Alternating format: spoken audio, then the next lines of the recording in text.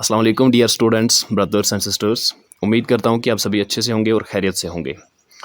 तो कई सारे स्टूडेंट्स का कन्फ्यूजन था इमेजरी को लेकर, सिमिली बाकी जो भी पोएटिक डिवाइसेस हैं उनको लेकर मैसेज कर रहे थे कि सर इनको एक्सप्लेन करो और हमें बताओ कि किस तरह इमेजरी को लिखना है हमें, अगर हमारे एग्ज़ाम में क्वेश्चन आ जाता है तो आज की इस वीडियो में हम इन्हीं पोएटिक डिवाइसेस और कुछ बाकी टर्म्स का इस्तेमाल जो पोइम्स के अंदर किया जाता है उनको एक्सप्लेन करेंगे, उनको समझने की कोशिश करेंगे। आपको एक कंसेप्ट मिलेगा और उसके बाद आप ये इमेजरी का या सिमिली या जो भी मेटाफर इस्तेमाल किए गए होंगे वो आप लिख सकते हो।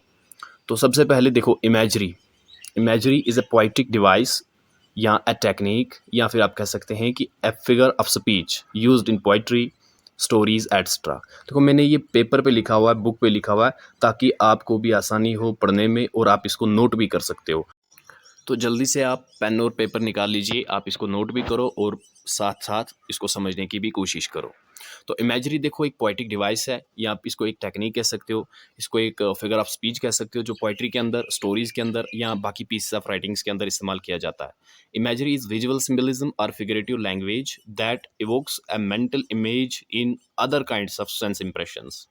तो ये एक विजुअल सिंबलिज्म है, या मैं आपको ऐसे समझाऊं कि शायर कुछ ऐसी चीज़ों का इस्तेमाल करते हैं या ऐसी बातों का इस्तेमाल करते हैं अपनी पोइम्स के अंदर या स्टोरीज़ के अंदर, जिसके ज़रिए पढ़ने वाले को एक रीडर के दिमाग में पूरी इमेज बन जाती है, उसके दिमाग में पूरी वो तस्वीरें बन जाती हैं और आसानी होती है उस पोइम को और स्टोरी को समझने में। ठीक है, इमेजरी जो है कई तरह की हो सकती है। विजुअल इमेजरी हो सकती है, सेंस बाकी सेंसेस की हो सकती है, हेयरिंग इमेजरी होती है, या फीलिंग इमेजरी होती है। किसी चीज़ को टच किया पोइट ने तो वो एक्सप्रेस करता है वहाँ पे वर्ड्स में, आप दिमाग में बिठा लेते हो कि इसने भाई ऐसे टच किया होगा, ये फील किया होगा। ठीक है, मैंने यहीं आपकी पोइम से ही एक इमेजरी ली हुई है। For example, the sight of a fish roasting reminders the point of how short her life would be. तो हबा खातून, अगर आपको याद हो, जब उसने देखा था कि वो मछुआरे मछलियों को भून रहे थे, तो उसके दिमाग में एक पूरी तस्वीर बन चुकी थी। उसके माइंड में पूरा वो लम्हा कैद हो चुका था कि कैसे वो मछुआरे, मतलब पूरी इमेज बन चुकी थी कि कैसे उस मछलियों को सीखों के अंदर लटकाया गया था और आग के ऊपर रख के उनको रोस्ट किया जाता था। वो पूरी इमेज जो है, शक्ल जो है, उसके दिमाग में बन चुकी थी। या हमें जब कोई हमारे ग्रैंड पेरेंट्स कोई स्टोरी सुनाते थे, तो बिल्कुल वो, मतलब पुराने ज़माने में हम चले जाते थे, वो सारी चीज़ें हमें याद आ जाती हैं, वो सारा हमारे सामने, आंखों के सामने जैसे होता है। तो दैट्स इमेजरी, सिंपल। दूसरा है simile, a figure of speech involving the comparison of different things by using words of comparison like as extra. तो सिमिली आसान है, ये भी एक फिगर ऑफ स्पीच है, एक पोएटिक डिवाइस है जिसमें इस्तेमाल किया जाता है वर्ड्स ऑफ कंपैरिजन को। ठीक है, लाइक एज, हम किसी चीज़ को रिलेट कराते हैं दूसरी चीज़ से, उसको हम सिमिली कहते हैं, लेकिन इसमें वर्ड्स ऑफ कंपैरिजन का इस्तेमाल किया जाता है। अब मैं क्यों कह रहा हूँ आपको कि वर्ड्स ऑफ कंपैरिजन का इस्तेमाल किया जाता है, वो आगे जाके आपको मेटाफर का जब हम वो टर्म पढ़ेंगे तब आपको समझ में आएगा। तो चलिए इसकी एग्जाम्पल देखो। For example, in poem the river, river says this passion like a consuming fire Burns me even though I am water. तो पोइम के अंदर से ही मैंने ये सिमिली निकाली है, द रिवर, जिसमें दरिया कहता है कि दिस पैशन, ये जो पैशन है, लाइक कौन सा पैशन, वो आपने स्टोरी में पढ़ा होगा, अच्छे से समझा होगा। जिसने नहीं देखी वो वीडियो मेरी, वो जाके देख सकता है, मैंने इसके ऊपर भी अच्छी सी वीडियो बना ली है। वो कहता है कि जबकि मैं पानी हूँ, लेकिन फिर भी ये जो पैशन है मेरे अंदर, जो जज्बा है, ये मुझे आग की तरह जला रहा है। मतलब ये कंपेयर कर रहा है आग के साथ अपने पैशन को, लाइक का इस्तेमाल किया गया है, तो ये सिमिली है। और उसके बाद metaphor, figure of speech, comparison, ये भी फिगर ऑफ स्पीच है, ये भी कंपैरिजन है, but words of comparison are not used. लेकिन यहाँ पे वर्ड्स ऑफ कंपैरिजन इस्तेमाल नहीं किए जाते। ठीक है, वहाँ पे सिमिली में आपने देखा लाइक एज का इस्तेमाल किया जाता था, लेकिन यहाँ पे उन वर्ड्स का इस्तेमाल नहीं किया जाता है। फॉर एग्जाम्पल देखो, it doesn't matter to be one stone more, o earth wait for me, जो मैंने लास्ट पे वो वीडियो डाली थी, उसमें शायर कहता है कि it doesn't matter to me one stone more, ये मेरे लिए कोई मायने नहीं रखता, मुझे कोई फ़र्क नहीं पड़ता, मैं भी उन्हीं पत्थरों की तरह एक पत्थर हूँ। ठीक है, मतलब अपने आप को कंपेयर कर रहा है पत्थरों से, लेकिन यहाँ पे लाइक या एज का इस्तेमाल नहीं हुआ है, तो इसको हम मेटाफर कहते हैं। रेफ्रेन इन पोइट्री, ये देखो, ये रेफ्रेन जो है, ये आपके एग्जाम में आ सकता है। Define refrain, what's refrain in poetry, ये ऐसे क्वेश्चन आ सकता है शॉर्ट आंसर में, तो समझ ले यहाँ पे, क्योंकि इसका इस्तेमाल किया गया है हब्बा खातून की पोइट्री में। In poetry, a refrain is a word line or phrase that is repeated within the lines or stanzas of a poem. तो रेफ्रेन पोइट्री में क्या होता है, एक ऐसा वर्ड, एक ऐसा या एक ऐसी लाइन या कोई ऐसा फ्रेज जो रिपीट होता है लाइंस में या स्टेंजाज में, सिंपल बात।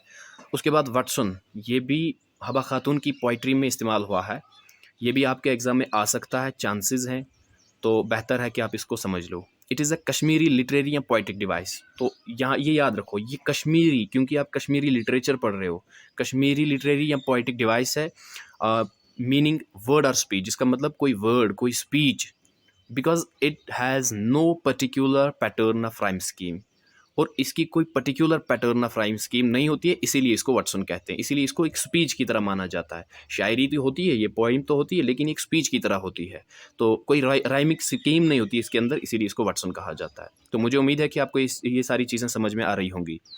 Now theme, most important. Theme तो अक्सर बेशतर आपके एग्ज़ाम में आती ही रहती है, और इस साल भी कोई ना कोई थीम आपको लिखनी पड़ेगी। तो सबसे पहले कन्फ्यूजन ये रहता है कि थीम का मतलब क्या है, स्टूडेंट्स को ये कन्फ्यूजन रहता है कि ये थीम होती क्या है, ठीक है। तो समझो यहाँ पे, the poem's theme is a lesson about life और a comment about human nature. तो थीम का मतलब होता है एक लेसन, एक सबक, जो हमें कोई पोइम पढ़ने के बाद मिलता है, या कोई स्टोरी पढ़ने के बाद मिलता है, लेसन या human nature of demolishing human made artificial. For example, जैसे कि मैंने आपकी पोइम से लिया हुआ है, the poet uses the river, शायर जो है वो दरिया को यूज करता है एज माउथपीस, मतलब वो बोलने वाला, अनाउंस, ठीक है। पर्सोनिफिकेशन भी आप इसको कह सकते हो। और दरिया के समझाने का मतलब, दरिया का कहना यही है कि कैसे हम जो इनइक्वालिटी हो रही है या जो डिस्क्रिमिनेशंस हो रही हैं उसको ख़त्म कर सके, जो ह्यूमन मेड आर्टिफिशियल डिस्टिंक्शंस हैं उनको डिमोलिश किया जाए, और इक्वालिटी को बरकरार रखा जा सके। तो ये थीम ऑफ द पोइम है, थीम ऑफ द पोइम भी है, और मैंने आपको थीम किसको कहते हैं, कैसे निकाली जाती है, वो भी आपको समझा दिया। Now personification is a poetic device where plants, animals and other non-living things are given human qualities. तो personification का मतलब ये भी एक पोइटिक डिवाइस है, जिसमें प्लांट्स हो या फिर एनिमल्स या कोई दूसरा नॉन लिविंग ऑब्जेक्ट हो, जब उनको कोई ह्यूमन कैरेक्टर दिया जाता है या ह्यूमन क्वालिटी दी जाती है, तो उसको पर्सोनिफिकेशन कहते हैं। ये भी मैंने आपकी पोइम से ही लिया हुआ है। The river shows the qualities of a man in the poem. जो द रिवर आपकी पोइम है, उसमें दरिया जो है वो क्वालिटीज़, किसकी क्वालिटी शो कर रहा है, इंसान की क्वालिटी, एक आदमी की क्वालिटी वो शो कर रहा है, इसलिए उसको हम पर्सोनिफिकेशन कहते हैं। तो उसके बाद एक और टर्म है juxtaposes. It means to put two things, people or moments at stuck close together in order to show how they are different.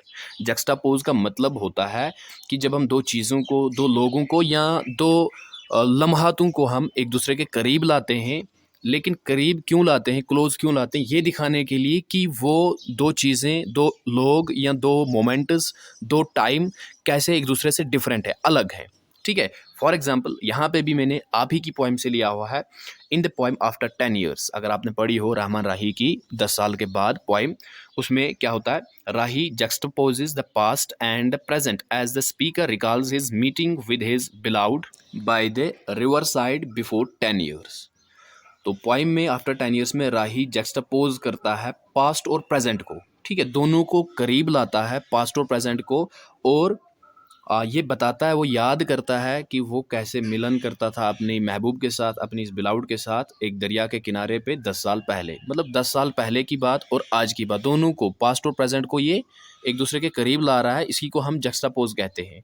और यहाँ पे ये दिखाता है कि कैसे मेरा जो प्रेजेंट है वो पास्ट से डिफरेंट है, अलग है, क्योंकि पास्ट में उसके साथ वो महबूब होती थी, लेकिन आज प्रेजेंट में उसके साथ वो नहीं है, चीज़ें अब बदल चुकी हैं। And next one is tone of poem. ये रिसेंटली मुझे किसी ने कमेंट की थी वीडियो के ऊपर कि सर ये एक्सप्लेन करो कि ये टोन ऑफ द पोइम क्या होता है। Tone of the poem, it is often described as a mood that provides the experience of reading the poem. It is created by the poem's vocabulary, use of imagery, language and rhyme scheme etcetera. तो tone of the poem मतलब tone, mood, poem के अंदर कौन सा, कैसा mood इस्तेमाल किया गया है, ठीक है, जिससे हमें एक एक्सपीरियंस मिलती है पोइम को पढ़ के।